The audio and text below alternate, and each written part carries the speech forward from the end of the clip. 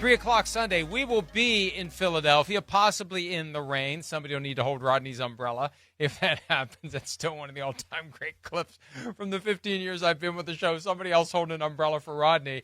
We will be outdoors in the elements for Rams-Eagles, not Vikings-Eagles. And we had a typo at one point, and I think one of my writers was trolling me. Our official schedule of the games this weekend said Vikings-Eagles. And I said, hey, that's wrong. I wish it was right, but it's wrong. It's the Rams and the Eagles. The Eagles favored by 6, over under a 43.5.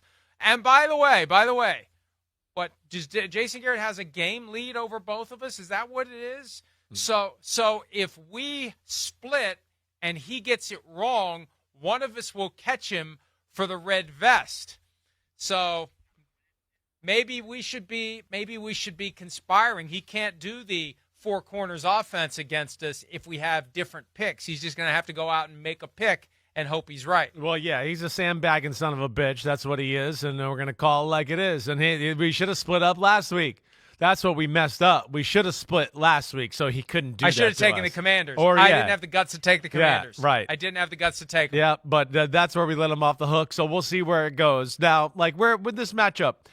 All right, let me start with the Rams O versus the Eagles D. You good with that? Just a few things there. The Rams, their big thing is they got behind in the first matchup, right? Got up early and went up 7-0, but then got behind in the second quarter and then never got to really play balanced football from there. I think that's going to be imperative in this one.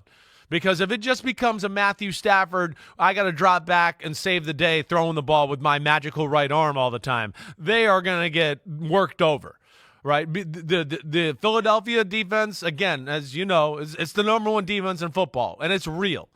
And they're one of the best zone defenses in football, and they can play man-to-man. And they're going to go back and watch the film of the Rams game the first time around and go, oh, we can definitely play man-to-man. We actually locked them up. We got to worry about Puka, but everybody else we're going to feel good about.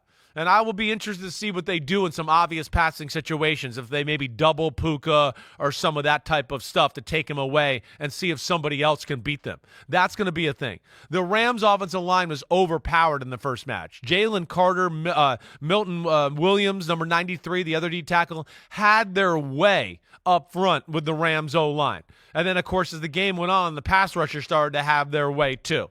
So that's where I worry about. The Rams are going to have a special game plan. They're certainly going to have to be better running the football, and I think even a little more patient running the football than they were the first time around. And on top of that, I think they're going to have to be more aggressive in the pass game.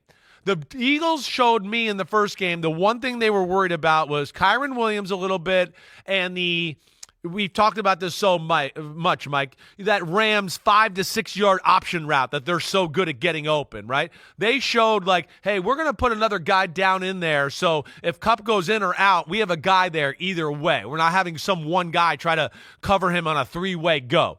So the Eagles played well. The Rams are going to have to do something drastically different. I think the Rams are going to come out aggressive. I think that's going to be the big thing here, and they're going to try to back this aggressive defense off with some big plays with Matthew Stafford's right arm. Yeah, and Puka is incredible. You just throw him a little pass, and he rumbles for 7 yards. As they were saying the other night, he's like a fullback with the football. Yeah. He is big, he is tough, he is strong, he is fearless, he catches anything that comes his way. He's taken over the mantle as number one receiver in the Rams offense right now. And look, Kyren Williams was running well last week. And if you're gonna, it's almost like we talked about earlier with the which team, the Commanders and the Lions. Keep the offense on the field. Keep that Philadelphia offense off the field. Yeah.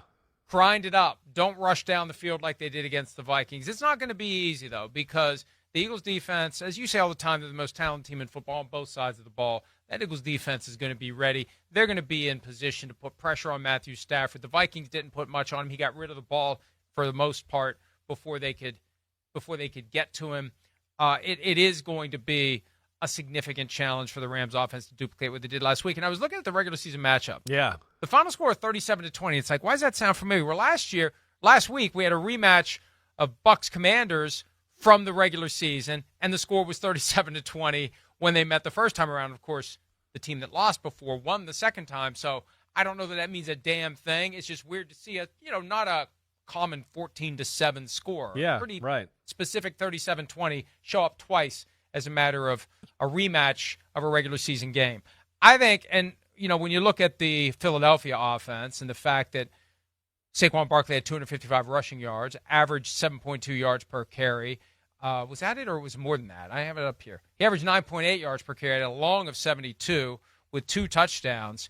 That if they can unleash him the way they did in the regular season, obviously, it doesn't matter what the Rams do offensively. If you can't slow down Saquon Barkley, you have no chance because the Eagles are just going to methodically score and score and score, and you better score every time you have the ball, or you have no shot whatsoever. So we didn't see him used much in the first half last week. I think that changes this week. I think they're really going to grind it out with Saquon Barkley early. We'll see more than 9 carries for him in the first half. I think they're going to try to go right back to what they did that worked the last time around. I wouldn't be shocked. I mean, you're saying it right.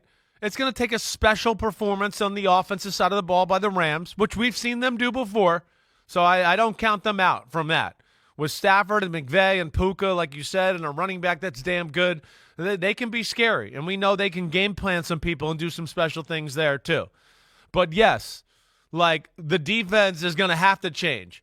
I mean, if there's a unit in football where these prior matchups where something drastically has to change, it's the Rams.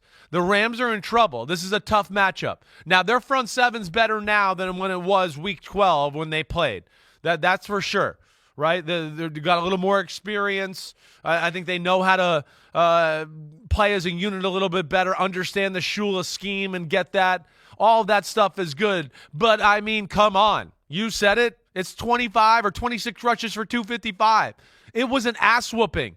I mean, Mike, it's plays where there's 8 people at the line of scrimmage, and it's still a 10-yard gain up the middle running the ball. It's plays where I go, they got their 3D tackles in the game, and they're still 5 yards down the field when they're running the ball. That is concerning. The Rams are going to have to leave their comfort zone and do some shit that they don't want to do, or they're going to get blown out. I mean, listen, some of the looks in the game the first time around, the Eagles, the pass game looks were like ridiculous. They're going to look at that and go, hey, if they play us this way again, we got to do this and this and this and throw. We can't let them do that. I mean, that's ridiculous.